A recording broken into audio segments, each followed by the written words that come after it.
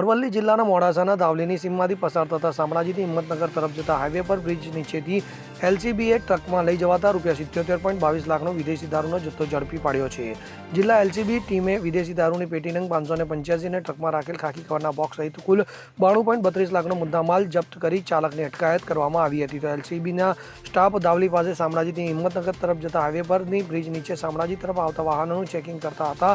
તે દરમિયાન ખાનગી માહિતી મળવા પામી હતી કે એક ટ્રકનો ચાલક રાજસ્થાનથી વિદેશી દારૂ ભરી રતનપુર શામળાજી વાટંડા ટોલ પ્લાઝા ધાવલીથી થઈને હિંમતનગર તરફ જનાર હોવાની માહિતીના આધારે ટ્રકને અટકાવી ચાલક ભાગવા જતા તેને ઝડપી પાડવામાં આવ્યો હતો. તો પોલીસની પૂછપરછ દરમિયાન ચાલક ટ્રકમાં સિલાઈ મશીનના બોક્સ ભરેલા હોવાનું જણાવતા પોલીસે ટ્રકની તપાસી લેતા તેમાંથી ખાકી કલરના 391 બોક્સ અને સફેદ કલરના 81 રોલની આડમાં રાખવામાં આવેલી વિદેશી દારૂની પેટી નંગ 585 બોટલ નંગ 28,028 મળી હતી.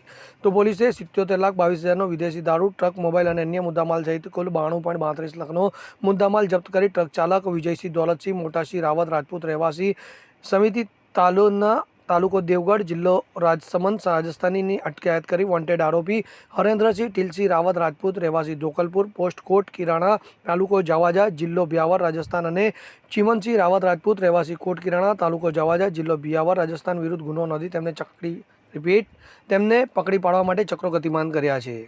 રવિન્દ્ર પુવાર સાથે CN24 ન્યૂઝ અરવલ્લી. હવે જુઓ દેશ દુનિયાની તમામ ખબરો તમારી આંગળીના ટેરવે.